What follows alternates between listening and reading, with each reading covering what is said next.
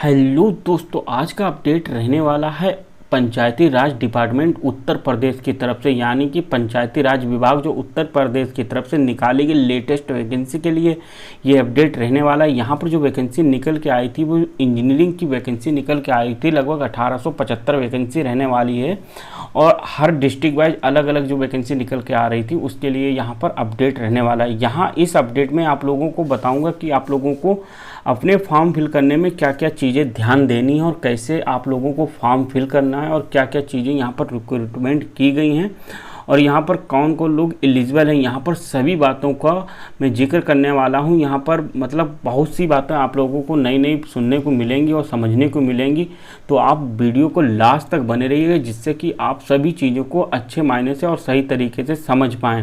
तो स्वागत है आपका हमारे यूट्यूब चैनल भारती गुरुजी पर, जहाँ आपको मिलती है इंजीनियरिंग जॉब से रिलेटेड हर एक प्रकार की लेटेस्ट जानकारी। जैसा कि आप देख पा रहे हैं, हम उत्तर प्रदेश पंचायती राज विभाग के होम पेज पर हैं। यहाँ पर मैं इसकी अपडेट लगभग 26 तारीख को दे चुका था। 26 तारीख को मैं आप लोगों को ये इसकी अपडेट दे चुका था। यहाँ पर मैं बताना चाहूँगा, इन्हों लोगों ने जो अपनी वैकेंसी अपडेट की थी वो लगभग 28 तारीख को अपडेट की थी। यहाँ पर आप जैसे देख पा रहे हैं कि यहाँ पर 28 तारीख को detail advertisement document for implement of 1875 architect consulting engineer की इन्होंने 28 मई को अपडेट दी थी, लेकिन मैं आप लोगों को ये 26 मई को अपडेट दे चुका था, जिसमें कुछ लोग इस वैकेंसी को फर्जी बता रहे थे। लेकिन ये वैकेंसी पूर्णतया सही है, कोई फर्जी नहीं है, क्योंकि ये पंचायती राज के विभाग जो उसकी हम वेबसाइट पे हैं वहीं पर ये अपलोड हो चुकी है। तो मैं चलता हूँ इसके पूरे नोटिफिकेशन की तरफ। जैसा कि आप देख पा रहे हैं कि जब आप होम पेज पे आएंगे तो यहाँ पर आपके सामने एक लाइन चलती हुई नज़र आएगी। जैसा कि अभी लाइन पीछे गई हुई है, अभी आ रही है।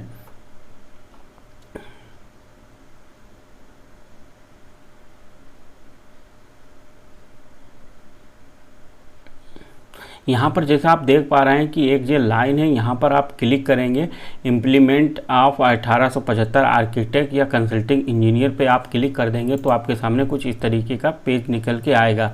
यहाँ पर पहले आप देख लीजिए notice for implement 1875 architect consulting engineer civil की जो वैकेंसी है, इस पर आप क्लिक करके इस नोटिस को समझ लीजिएगा, जो कि मैं 26 मई को इस अपलोड कर चुका था। यहाँ पर मतलब बाकी चीज़ें मैं बता चुका था। सीधे सीधे आप लोगों को पद दिखाता हूँ। पद यहाँ पर 1875 पद रहने वाले हैं, जो कि 25 पद प्रति जनपद, मतलब एक डिस्ट्रिक्ट में 25 लोग रखे जाएंगे, उनके लिए ये यहाँ पर दिया है। वही 18 से 65 वर्ष वाले तक एलिजिबल हैं।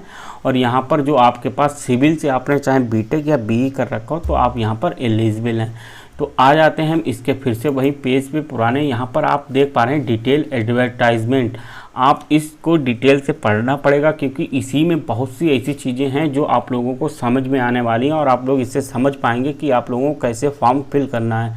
तो हम डिटेल एडवर्टाइजमेंट डॉक्यूमेंट जो है इस पर पढ़ते हैं। इसको क्लिक किया तो आपके सामने कुछ इस तरीके का ये पेज निकल के आ गया। आप लोगों को कई लोगों के पास इस तरीका का PDF आ भी चुका होगा, लेकिन आप लोगों ने इसको डिटेल से नहीं पढ़ा होगा।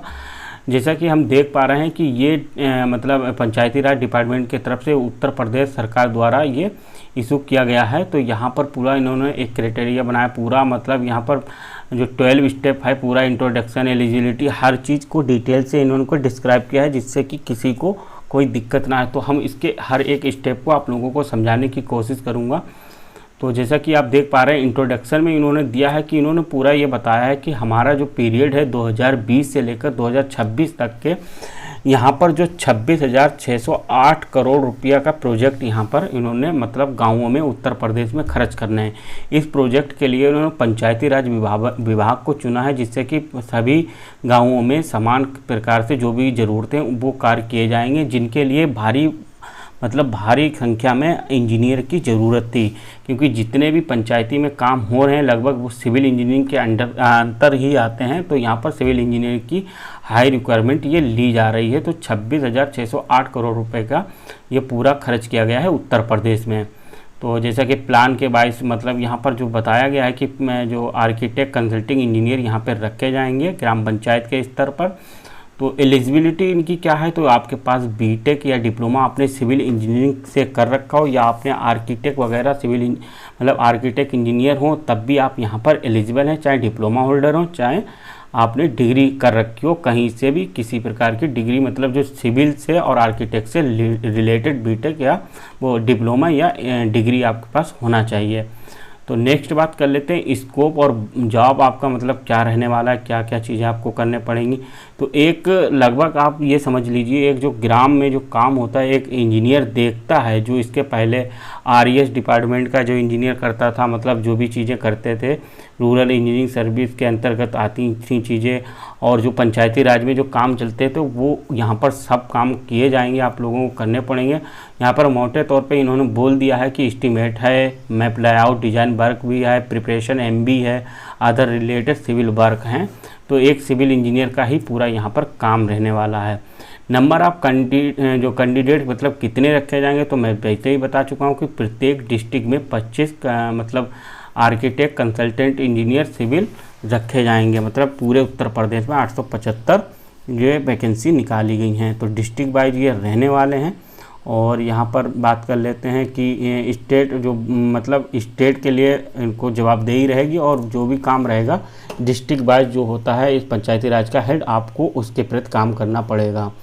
तो बात कर लेते हैं कि आप लोगों को जो सैलरी क्या मिलेगी। तो यहाँ पर सैलरी का कोई इन्होंने डिस्क्रिप्शन नहीं दिया है, लेकिन यहाँ पर जो स्टार्टिंग आपको 2% देंगे। कोई भी जैसे आप प्रोजेक्ट है अगर आपके गांव में चल रहा है, जैसे कि यहाँ पर स्टार्टिंग में 26 करोड़ रुपए का पूरे उत्तर प्रदेश में प्रोजेक्ट है, इसी तरीके से प्रत्येक गांव के लिए जो प्रोजेक्ट आएगा आप उसमें काम करेंगे तो उसका आपको 1% डिज़ाइन एंड एस्टिमेटिंग प्रिपरेशन का, 1% फॉर प्रिपरेशन एमबी बुक। आपने जैसे 1% आपको मिलेगा, अगर जैसे आपने कोई एमबी बनाई है 100 रुपये की, तो 1 रुपया आपको सरकार की तरफ से मिलेगा, और वही 1 रुपया आपको मिलेगा उसका एस्टिमेटिंग और जो भी तैयार करने में आपको डिज़ाइन वगैरह है उसका। तो 2% आपको मिलने वाला है, जो कि एक निश्चित सैलरी नहीं है।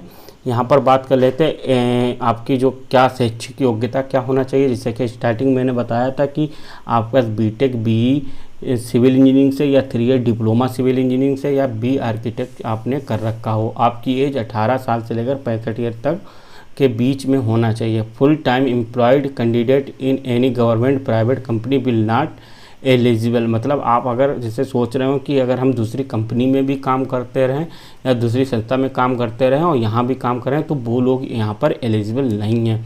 The candidate who would impellent in district their permanent residentship. मतलब यहाँ पर वही लोग एलिजिबल होंगे। एक चीज़ यहाँ पर इन्होंने ये स्पष्ट कर दी है, मैं आप लोगों को बताऊंगा कि कुछ लोग इस नोटिस को देखकर डिस्ट्रिक्ट मतलब समझने लगे थे कि हम ये जैसे रहने वाले हैं, मान लीजिए कहीं मुरादाबाद के या सीतापुर के, तो डिस्ट्रिक्ट सोच रही थी कि हम लखनऊ फिल करेंगे, हमको लखनऊ मिल जाएगा। लेकिन यहाँ पर ऐसा बिल्कुल नहीं है। आप जिस डिस्ट्रिक्ट के रहने वाले हैं आप लोगों को वही डिस्ट्रिक्ट भरना पड़ेगा और वही डिस्ट्रिक्ट आपको अलर्ट किया जाएगा। तो जैसा कि अगर आप मुरादाबाद के रहने वाले हैं तो आपको मुरादाबाद मिलेगा, अगर आप सीतापुर के रहने वाले हैं तो सीतापुर मिलेगा, लखनऊ वालों को लखनऊ मिलेगा। तो आप जिस मतलब डिस्ट्रिक्ट में रहते हैं वही आप लोगों को डिस्ट्रिक्ट मिलेगा। आपकी मर्जी से डिस्ट्रिक्ट नहीं फिल कर पाएंगे। तो इससे तो एक तो चीज़ ये स्पष्ट हो जाती कि इस वैकेंसी में अदर स्टेट वाले लोग एलिजिबल नहीं हो पाएंगे, क्योंकि अदर स्टेट वाले फिर डिस्ट्रिक्ट कौन सा चूज़ करेंगे, ऐसा कोई यहाँ पर कोई प्रावधान भी नहीं दिया गया है। तो बात कर लेते हैं पीरियड की कि पीरियड क्या है। तो आपका स्टार्टिंग पीरियड में 2 साल का यहाँ पर कॉन्ट्रैक्ट रहेगा, और इसके बाद मतलब वैलिड फॉर पीरियड नहीं 3 साल का आपका शुरू में जो आपकी ज्वाइनिंग हो जाएगी आपको 3 साल का कॉन्ट्रैक्ट पे बेस पे रखा जाएगा, और इसके बाद आपका 2 साल करके आपको बढ़ाते रहेंगे। ये इन्होंने यहाँ पर प्रोसेस रखा है कि आपको लगभग 5 साल तक का काम हम करवाएंगे, लेकिन ऐसा नहीं है। आपको ये मतलब जब तक आप काम करना चाहेंगे तब तक यहाँ पर रखा जाएगा। तो बाकी चीज़ें और बात कर लेते हैं हम यहाँ पर इम्पोर्टेंट मतलब डेट की। तो 1 जून 2022 से फॉर्म शुरू हो चुके हैं और 15 जून 2022 तक ये फॉर्म फिल किए जाएंगे। तो इस फॉर्म को फिल कैसे किया जाएगा, तो आपको इनकी वेबसाइट pidfinance.up.gov.in पे जाके वहाँ पर क्लिक एट इम्प्लीमेंट आप 1850 मतलब इस वेबसाइट पे जाएंगे तो उस वेबसाइट पे ये ऑप्शन लिख के आ रहा होगा कि इम्प्लीमेंट आप 1875 आर्किटेक्ट कंसल्टिंग इंजीनियर सिविल। तो आप इस पर क्लिक करेंगे, फिर मतलब एप्लीकेशन लिंक आ जाएगा, आप उस पर क्लिक करके पूरा फिल कर लेंगे, उसके बाद सेव कर देंगे। उसके बाद यहाँ पर आपको डॉक्यूमेंट्स अपलोड करने पड़ेंगे, डॉक्यूमेंट्स अपलोड करेंगे, उसके बाद फिर से ओके करके सेव करके फाइनल सबमिट कर देंगे। और फिर आ जाते हैं सिलेक्शन क्राइटेरिया, जो सबसे अहम रोल रखता है, क्योंकि आपका सिलेक्शन जो है इसी के हिसाब से होने वाला है। तो सिलेक्शन क्राइटेरिया बहुत ही अहम रोल रखने वाला है। तो समझ लेते हैं कि क्या किस तरीके से सिलेक्शन होने वाला है। क्राइटेरिया नंबर यहाँ पर जो है 1 है कि बीटेक और या बी और या अपने बीआर की टेक या डिप्लोमा जो भी कर रखा है उसके परसेंटेज के हिसाब से। तो यहाँ पर अगर आपने मतलब जो भी डिग्री या डिप्लोमा कर रखा है तो आपके अगर 40% अप टू 40% है तो आपको 100 मार्क में से 0 मार्क मिलेंगे। मतलब 40% वालों तक का 0 मार्क मिलेगा। जैसे ही आपकी 40% से आपकी परसेंटेज जितनी भी होगी उसके हिसाब से 1% पर 1% का मतलब एक नंबर पे 1% बढ़ती चली जाएगी। तो यहाँ पर जो क्राइटेरिया निकल के आ रहा है आप लोगों को मैं समझाना चाहूँगा एक डिटेल से थोड़ा। जैसा कि मान लीजिए आपकी 70% है तो आप सोच रहे होंगे मुझे कितने नंबर मिलेंगे। तो 70% के लिए सीधे सीधे आपने 70 लिखिए, 70 में से आप 40 घटा दीजिए तो आपको नंबर बचेंगे 30। मतलब आपको 30 मार्क यहाँ पर मिल जाएंगे। उसी प्रकार अगर आपकी 78 मतलब 78% है तो 78 में से आप 40 घटा दीजिए, सीधे आपके 38 मतलब 38 बचे हैं तो आपको यहाँ पर नंबर मिलेंगे 38। वही अगर 80 आपकी परसेंट है, 80% में से 40 आप घटाएंगे तो आपके 80 में से अगर 40 गए तो 40 मार्क मिल जाएंगे। और यहाँ पर इन्होंने कर दिया कि अगर आपकी 81 टू 80 मैक्सिमम मार्क हैं तब भी आपको 40 मिलेंगे। मतलब अगर आपके 80% हैं तब आप 40 के क्राइटेरिया में आ जाएंगे और इसके ऊपर हैं तब भी आप 40 ही नंबर मिलेंगे। तो आप लोग अपनी परसेंटेज के हिसाब से अपने मार्क निकाल सकते हैं। तो बात कर लेते हैं यहाँ पर क्वालिफ़िकेशन की। तो अगर आपने डिग्री कर रखी है तो आपको 20 मार्क मिलेंगे। मतलब बी या बीटेक आपने कर रखा है या बी आर्किटेक्ट कर रखा है तो आपको 20 नंबर यहाँ पर मिल जाएंगे। भाई अगर आपने डिप्लोमा कर रखा है तो 10 नंबर यहाँ पर मिल जाएंगे। तो हमारे नंबर हो चुके हैं 40 नंबर आपके ये हो गए हैं और 20 और 10 ये, तो हमारे अभी लगभग हो चुके हैं 60। अब बचे हमारे 40 नंबर। वो कैसे मिलने हैं? तो हमारा क्राइटेरिया 3 आता है। क्राइटेरिया 3 में अगर आपने कोई एक्सपीरियंस लगा रखा है, एक्सपीरियंस अप टू 1 ईयर, तो यहाँ पर 0 मार्क मिलेगा। अगर experience more than 1 year and till 2 year तो आपको 10 मार्क मिल जाएंगे। और experience more than 2 year and till 3 year तो आपको 20 मार्क मिल जाएंगे। और 3 साल से ज़्यादा है तो 30 मार्क। यहाँ मतलब कहने का मतलब है अगर आपका एक्सपीरियंस 1 साल का है तो आपको कोई मार्क नहीं मिलेगा। अगर आपका एक्सपीरियंस 1 साल से 2 साल मतलब 2 साल के अंदर आता है तो आपको 10 नंबर मिल जाएंगे। वही से 2 साल से 3 साल वालों को 20 नंबर मिल जाएंगे। भाई अगर आपका एक्सपीरियंस 3 साल से ज़्यादा है तो आपको 30 नंबर मिलेंगे।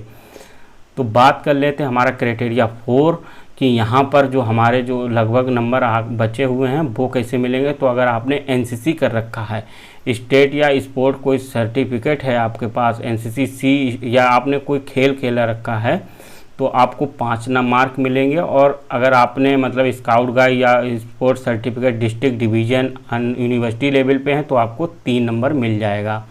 अगर आपने ओ लेवल फ्राम मतलब ओ लेवल तो आप लोग सभी लोग जानते होंगे NIELIT से कर रखा है तब आपको 5 नंबर मिल जाएंगे। अगर आपने ओ लेवल नहीं कर रखा है तो एक गवर्नमेंट इंस्टीट्यूट होना चाहिए, वहाँ से आपने कंप्यूटर कोर्स या सर्टिफिकेट कोई कर रखा है 1 साल से ज़्यादा का, मतलब जिसकी ड्यूरेशन 1 साल से कम नहीं बल्कि ज़्यादा हो तो 5 नंबर मिल जाएंगे। तो आपका टोटल 100 मार्क का हो जाएगा। तो जैसा कि आप लोगों को मैं फिर से समझाना चाहूँगा कि अगर आप स्टेट लेवल के खिलाड़ी हैं, आपने कोई स्टेट लेवल के एनसीसी कर रखी है तो आपको 5 नंबर ये मिल जाएंगे। अगर आपने मतलब अपने कॉलेज में या मतलब डिस्ट्रिक्ट में कोई स्पोर्ट खेल रखा है तो आपको 3 नंबर यहाँ पर मिल जाएंगे। और 5 नंबर आपको कंप्यूटर जो गवर्नमेंट इंस्टीट्यूट होना चाहिए वहाँ से, और जिसकी मतलब टाइम ड्यूरेशन होना चाहिए 1 साल की ज़्यादा की, आपको वहाँ से 5 नंबर मिलेंगे। तो यहाँ पर आप समझ ही चुके होंगे चीज़ें। और यहाँ पर थोड़ा प्रोसेस की बात कर लेते हैं कि आप लोगों को मतलब प्रोसेस क्या होगा, कैसे क्या आपको होगी। तो सारा नंबर यहाँ पर जुड़ने के बाद आप लोग जब फॉर्म फिल करेंगे तो आपका ऑटोमेटिक मार्क मिल जाएंगे। और आपकी डिस्ट्रिक्ट में मान लीजिए अगर 10 लोगों ने 10 नहीं लगभग मान लीजिए 100 लोगों ने फॉर्म फिल किया है तो जो टॉप पे परसेंटेज पे मार्क 100 में से प्राप्त करेगा तो उसका पहले नंबर नाम आएगा। और इसी क्राइटेरिया के हिसाब से आप लोगों का डिस्ट्रिक्ट वाइज नंबर बनेंगे। मान लीजिए अगर कुछ डिस्ट्रिक्ट हैं जहाँ पर पढ़ाई कम होती है तो वहाँ पर बहुत ही चांस ज़्यादा है लोगों को होने का, जैसे इधर हो गया हमारा श्रावस्ती वगैरह है, और ये हमारा सिद्धार्थनगर, बलरामपुर, इधर थोड़ा क्राइटेरिया मतलब ज़्यादा रहेगा, जो लोग पढ़े लिखे हैं उनके लिए ज़्यादा यहाँ पर बढ़तर अच्छी रहेगी, हो जाने के चांस ज़्यादा रहेंगे। और जो लखनऊ जैसे हाई जो सिटी हो गई लखनऊ, यहाँ पर कंपटीशन ज़्यादा बढ़ जाएगा। मुरादाबाद का, बरेली का, अब नोएडा जैसे डिस्ट्रिक्ट हैं यहाँ पर कंपटीशन ज़्यादा रहेगा, तो यहाँ पर हाई परसेंटेज रहेगी। और बात कर लेते हैं कुछ मतलब यहाँ पर इन्होंने इंस्ट्रक्शन दिए हैं, और ये बहुत ही ज़रूरी इंस्ट्रक्शन है, आपको इनको भी समझना चाहिए। यहाँ पर एप्लीकेशन देयर इज़ नो फ़ी, मतलब यहाँ पर कोई भी आप लोगों से एप्लीकेशन फिल कराने के कोई भी पैसे या चार्ज नहीं लिया जाएगा। तो आप लोग समझ सकते हैं कि उत्तर प्रदेश सरकार कितनी मेहरबान है कि आप लोगों को फ्री में ये नौकरी मतलब फिल कराने के लिए फ्री में आया है, और इतनी ज़्यादा बल्क में वैकेंसी है और फ्री में एप्लीकेशन ली जा रही है। दूसरी बात कर लेते हैं, मेरे यहाँ पर जो सिलेक्टर्स इम्प्लीमेंट जो भी क्वालिफिकेशन है उसी के हिसाब से यहाँ पर होने वाला है, और जो भी चीज़ें आप सही से यहाँ पर भरिए। और यहाँ पर जो एग्रीमेंट वगैरह आपका रहेगा वो भी चीज़ें हैं, और जो भी आपका जब यहाँ पर आपकी इंटरव्यू या मान लीजिए इंटरव्यू तो नहीं होने वाला है, डायरेक्ट लिस्ट बनेगी और आपका वेरिफिकेशन होगा, तो वहाँ पे आप लोगों को अपने ओरिजिनल ले जाने के साथ साथ फ़ोटो कापी भी और जो भी हैं चीज़ें ले जानी पड़ेंगी। An applicant can apply district where, ये तो मैं पहले ही बता चुका है, मतलब एप्लीकेशन अपनी ही डिस्ट्रिक्ट से अप्लाई करना है, दूसरी डिस्ट्रिक्ट से आप लोगों को अप्लाई नहीं करना है। इंडिया का सिटीजन होना चाहिए, मतलब इंडिया का, तो अदर स्टेट भरने का कुछ इन्होंने कुछ तो क्राइटेरिया दिया है, क्योंकि अगर वैसे उत्तर प्रदेश ने लिखना चाहिए था, यहाँ पे लिख दिया है candidate must be Indian citizen. तो जब आप फॉर्म भरेंगे तभी इस चीज़ को समझ पाएंगे कि अदर स्टेट एलिजिबल हैं कि नहीं, लेकिन हमारे हिसाब से नहीं होंगे। In the event of information furnished the candidate application part there being false dated incorrectly state during implement period candidate certifying living criteria above has level cancelled without notice. अगर मतलब आपने कोई भी यहाँ पर जानकारी गलत दी है या कोई चीज़ मतलब आपके गलत है, तो आपको बगैर नोटिस दिए हुए वहाँ से निकाल दिया जाएगा। और यहाँ पर क्वालिफिकेशन, एक्सपीरियंस, जो भी चीज़ें आपने फिल की जो हों वही फिल कीजिएगा, नहीं तो अगर बाद में कोई दिक्कत अगर आती है तो तुरंत बगैर नोटिस के सबको निकाल दिया जाएगा। यहाँ पर बात कर लेते हैं आपकी, अगर आप engineer shall maintain good conduct while carrying out include technique practice where executive strictly term condition का, मतलब यहाँ पर जो भी आप लोगों को है टर्म कंडीशन आपको मानने पड़ेंगे, और अपनी मर्जी से काम नहीं कर सकें। जो भी काम है आप लोगों को डिस्ट्रिक्ट वाइज दिया जाएगा वही आप लोगों को करना पड़ेगा, और टाइम से टाइम आप लोगों को ड्राइंग, डिज़ाइन, एमबी वगैरह जो भी चीज़ें हैं वो आप लोगों को मतलब वहाँ पे सबमिशन देना पड़ेगा। और आपकी जो भी अगर मतलब आपको जो कोई दिक्कत आती है तो इसके लिए लखनऊ जो आपका मतलब न्यायिक चीज़ें हों लखनऊ से ही होंगी। The selected candidates has to submit bank guarantee of 50,000 security deposit security should be 6 month beyond implement period.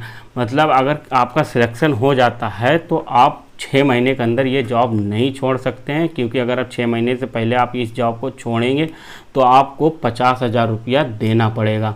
यहाँ पर ये एक तरीके से मान लीजिए ये बॉन्ड रहेगी, ये आपकी गारंटी रहेगी इसमें जॉब करने की। Candidate must have experience in any sector, अगर आपके पास किसी कंपनी का जैसे गवर्नमेंट का आपकी अप्रेंटिस भी यहाँ पे चल जाएगी। सबसे बड़ा सवाल आता है कि अप्रेंटिस, तो अप्रेंटिस आपकी 1 साल की होती है डिप्लोमा के बाद, तो डिप्लोमा के बाद अगर आपने अप्रेंटिस की है तो वो 1 साल का एक्सपीरियंस आपका काउंट किया जाएगा। इसके अलावा अगर आपने जैसे प्राइवेट या experience certificate must have company registration, जो भी अगर प्राइवेट कंपनी का आप एक्सपीरियंस लगाते हैं तो उसका रजिस्ट्रेशन नंबर होना चाहिए, कॉन्टैक्ट नंबर होना चाहिए, ईमेल आईडी होनी चाहिए, और वैलिड ही यहाँ पर एक्सपीरियंस लगाएं आप। तो यहाँ पर रिमूवल फ्रॉम अप्रूव्ड लिस्ट कि आप लोगों को जो रिमूव कैसे किया जाएगा, मतलब निकाल सकते हैं, तो इसके लिए भी क्राइटेरिया दिया है कि अगर आप कोई गलत काम करते हैं, आपने कोई मतलब बात नहीं मान रहे हैं या कुछ चीज़ें हैं उसके हिसाब से निकल दिया। Has found executive work and not while monitoring via the state division district, कोई खुदाई का काम चल रहा है आप वहाँ पे नहीं हैं, अगर मतलब आपका काम चल रहा है और वहाँ पे आप नहीं हैं, इसकी शिकायत पे आप लोगों को निकाला जा सकता है। और यहाँ पर MB duty which loss happens gram panchayat, अगर कोई MB आपने इतनी ज़्यादा कर रखी है लेकिन उसमें MB कम होना चाहिए जिससे कि ग्राम पंचायत का नुकसान हो रहा है, तब भी आपको उसका रिकवर्ड आपसे मतलब पूछा जाएगा और आपको निकाला भी जा सकता है और आपसे रिकवर्ड भी किया जा सकता है। और यहाँ पर कई चीज़ें हैं, आप इन चीज़ों को मतलब पढ़ के समझ सकते हैं। और change permanent address, business address without initiation due to, मतलब एड्रेस आप परमानेंट जल्दी नहीं चेंज कर सकते हैं बगैर बताए हुए। Has already been demoted other reason, और कई चीज़ें हैं यहाँ पर, आप इन चीज़ों को समझ लीजिएगा। और नेक्स्ट वीडियो में हम बताएंगे आप लोगों को कैसे क्या इसको फॉर्म को फिल करना है और किस तरीके से आप लोगों को पूरा फॉर्म फिल करेंगे। ये वीडियो आज शाम को ही मैं अपलोड कर दूंगा, तो आप इस वीडियो को भी देख लीजिएगा फॉर्म फिल करने के लिए। आज की वीडियो में पूरा मैंने आप लोगों को डिस्क्रिप्शन दिया है कि कैसे क्या चीज़ें आपकी रिक्वायरमेंट है, तो आप लोग समझ गए होंगे। अगर कोई दिक्कत आ रही तो आप लोग कमेंट कर दीजिएगा, मैं भी उस नेक्स्ट वीडियो में वो चीज़ें मैं ऐड कर लूँगा, या वो अगर ज़्यादा किसी चीज़ की दिक्कत होगी तो मैं उसको अलग से एक वीडियो बना दूँगा। और आज के लिए इतना, और मिलते हैं नेक्स्ट वीडियो में। Thank you.